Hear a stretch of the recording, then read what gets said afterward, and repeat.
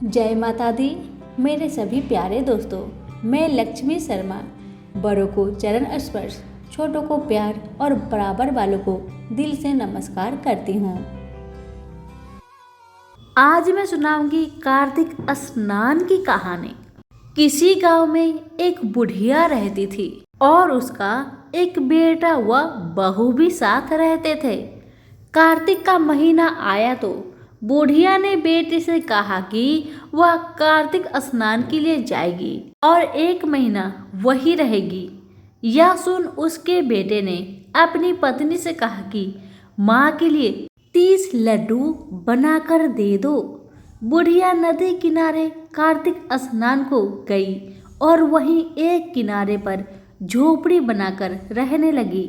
बुढ़िया रोज सवेरे उठकर स्नान करती और जैसे ही एक लड्डू निकालकर खाने लगती तो हनुमान जी बंदर के रूप में आते तो बुढ़िया वही लड्डू खुशी मन से बंदर को दे देती। इसी तरह से कार्तिक मास पूरा बीत गया और सभी लड्डू भी हनुमान जी ने बंदर रूप में खा गए।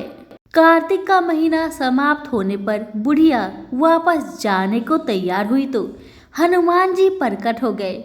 उन्होंने बुढ़िया की उस कुटिया की जगह पर एक आलीशान महल बनवा दिए। बुढ़िया का पूरा महल धन दौलत से भर गया। उसकी काया निरोगी हो गई। अन्न के भंडार से महल भर गया। इतना सब होने पर वह धूमधाम से अपने बेटे के पास गई।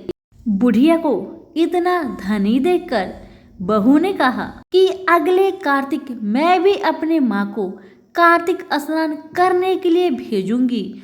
और अगले कार्तिक आने पर उसने अपनी माँ को कार्तिक स्नान के लिए कहा।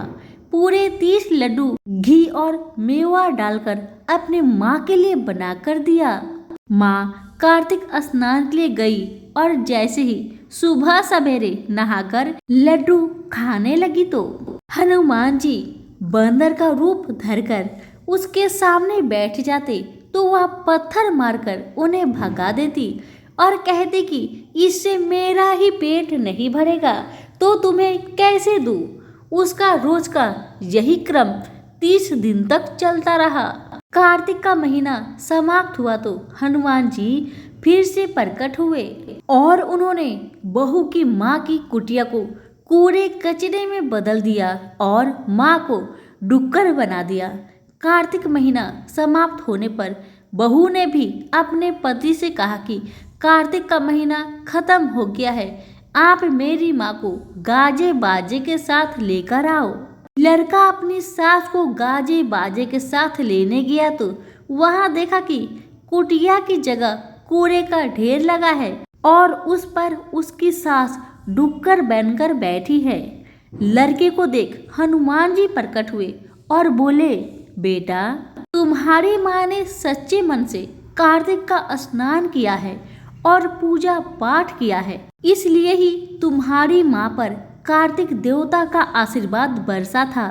लेकिन तुम्हारी सास ने पापी मन से यह कार्य किया है और कार्तिक महीने में बेटे के घर का अन्न खाया है, इसलिए कार्तिक देवता इससे नाराज हुए जिससे यह डुक्कर बन गई है। कहानी के बाद हाथ जोड़कर कहना चाहिए कि हे कार्तिक के देवता, जैसे लड़की की माँ पर बरसी वैसे ही आप सभी पर बरसना। सभी प्रेम से बोले हनुमान जी की जय हो, कार्तिक देवता की जय हो। धन्यवाद।